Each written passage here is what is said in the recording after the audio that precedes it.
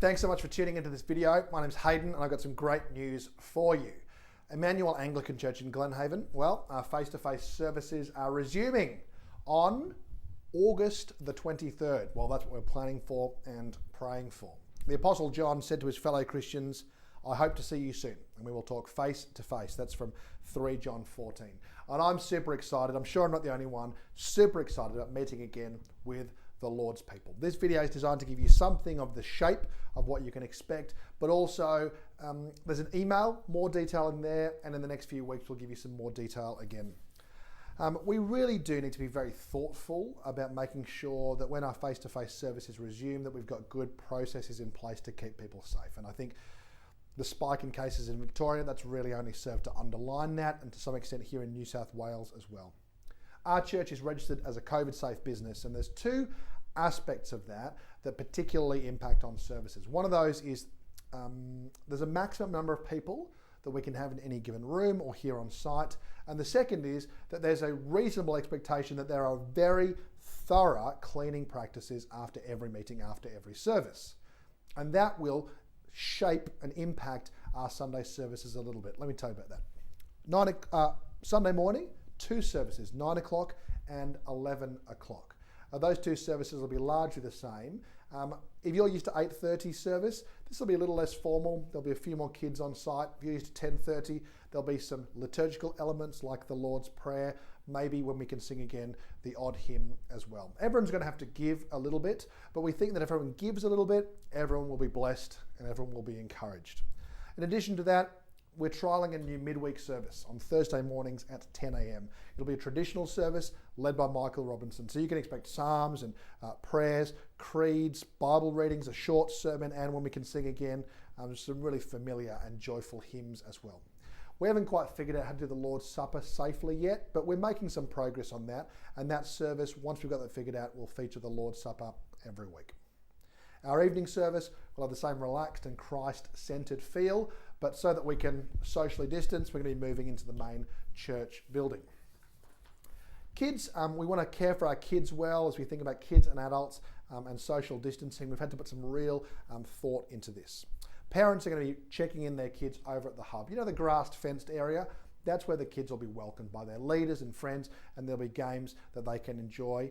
And after the service has started, the leaders will walk them really safely, and we're aware of where the road is, safely over to the living room, where they'll enjoy activities and Bible teaching.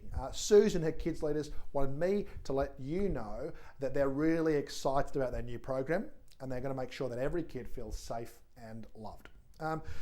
Okay, youth. Isaac and his team, similar kind of thing. Junior high will check in, on Sunday mornings over at the hub, and then they'll make their way over to the office.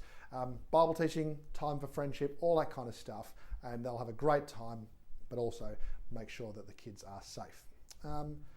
2 extra things to think about kids and youth ministry.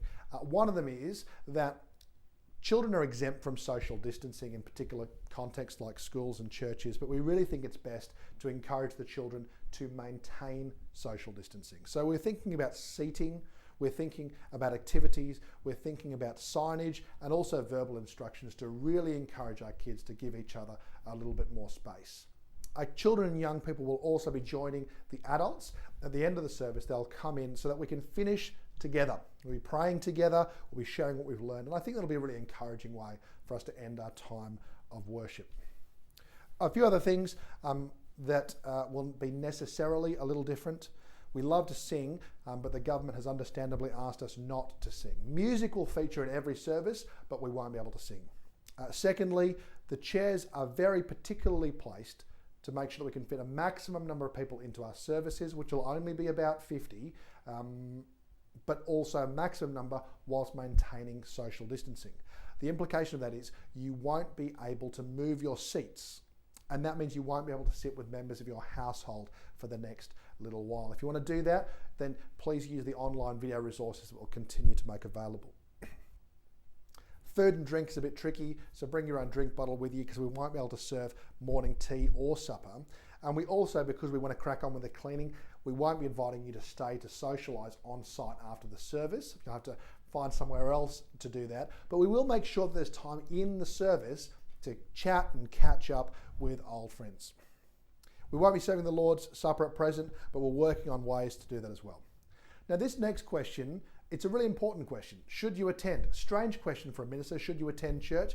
Well, the answer to that is yes, but that doesn't necessarily mean that face-to-face church is the right type of service for you at the moment. Only you can decide what is right for you in your particular circumstances. We're still going to be sending out written orders of service for those who don't have the internet.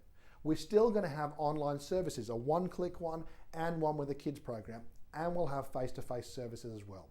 So thinking about your health, thinking about your immunity, thinking about whether you just love singing songs super loud, which you won't be able to do here, you've got to decide what's the right service for you. Each of those is going to be great in their own way. Each of them will have their own challenges as well. But however you're going to do church in this next chapter, I really trust that you will be encouraged.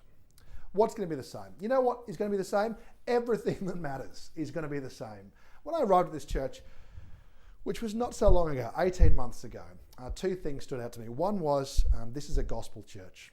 People here turn up because they want to hear the Bible taught and applied, and they want to hear God's word and obey it. A second thing is people here love each other. They welcome each other, they are kind to each other, they care for one another. And whilst our face-to-face services will look and feel a little different, we're going to make them great, don't worry about that, but they'll still look and feel a little different. If every person turns up wanting to hear God's word, if every person turns up wondering how they can care for others, our services are going to be as joyful and as encouraging as ever. Look, I'm really looking forward to seeing you very soon.